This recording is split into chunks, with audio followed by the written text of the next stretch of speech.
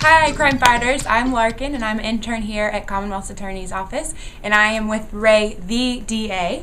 We're just going to talk a bit about what I'm going to be doing today and what we're going to be doing throughout the semester, what he wants from me, and what I expect from him. So, what can I do for you in my time here? Well, let me ask you a question. Yes. Why in the world do people your age, all of you young punks, always introduce yourself with one name? Why do you do that? Hi, I'm Larkin. Why do you just introduce yourself with one name? Explain that to me. I think that probably why we do that is because we live in this society that's very informal. Our generation is we're Generation X, and formality isn't important to us. It doesn't mean that it's not important to me, but we live in this world of texting and emailing and just using abbreviations in so many forms that it becomes a part of our vocabulary, and we just introduce ourselves with our first name because it's, to us, informal when it is appropriate to be formal.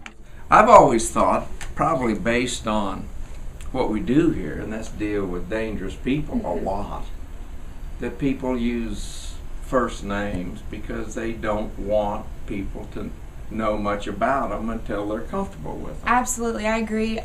My name is pretty memorable, but since social media is so present in today's society as well, giving a first and last name, people can look you up and know everything about you instantly. So protecting your privacy and doing everything that you can to protect yourself outside of these walls is really important, and just using your first name is a really important part of that.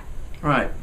Now tell me, you're at UK and you're in the communication department. Yes. With sort of an emphasis on public relations. Yes. How can a public relations major help with an office, a prosecutor's office? Well, we can't really help in the prosecution, the court part of it, but making the general public aware, making the community aware of what's going on, what kind of people are out there, what you're doing behind the scenes to put these bad guys in jail, and what they can do to help, push that process is important. And with my skills, that's essentially what I'm going to do for you guys.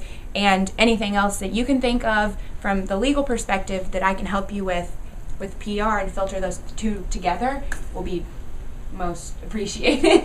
Okay, now do you have who is your professor in charge of this internship? It's Dr. Scott Whitlow, who is wonderful. I sent her the link to our last interview. What a suck up!